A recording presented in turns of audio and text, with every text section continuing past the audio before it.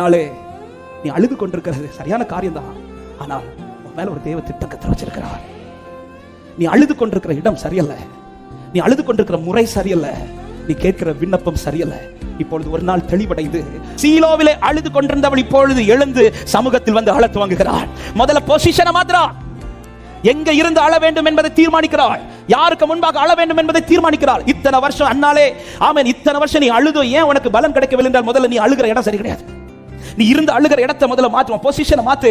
இந்த காரியத்திற்காக நீ அழ வேண்டிய ஒரே ஒரு இடம் உண்டு என்றால் அது தேவ சமூகத்தில் மட்டும்தான். இந்த சமூகத்தை விட்டு வேற எங்கே போய் அழுகிறாத. நான் அழுகிற இடம் சரியானதா இருக்கணும். என் பலவீனம் அதிகமாகிற இடத்தில் நான் அழக்கூடாது, என் வேதனை அதிகமாகிற இடத்தில் அழக்கூடாது. சீலோவாவிலே அழும்போது அண்ணாளின் கண்ணீர் குறையவில்லை, அண்ணாளின் கண்ணீர் இன்னும் அதிகமாகி கொண்டுதான் இருந்தது.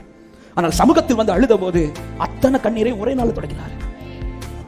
அன்பு உள்ளம், இந்த வார்த்தையை சொல்லும்போது தைரியத்தோட சொல்லுகிறேன், பலருக்கு முன்பாய் அழுகையை கட்டுப்படுத்தி அப்பா சமூகத்தில் மொத்த கண்ணீரை ஊற்றி கொண்டிருக்கிற உள்ளத்திற்கு என் ஆண்டவர் சீக்கிரத்தில் பலன் செய்வார். உன் முகம் இனி துக்கமுகமா இருப்பதில்லை.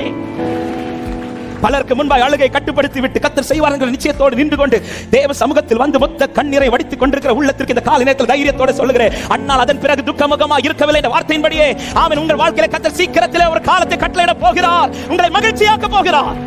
ஆமென்.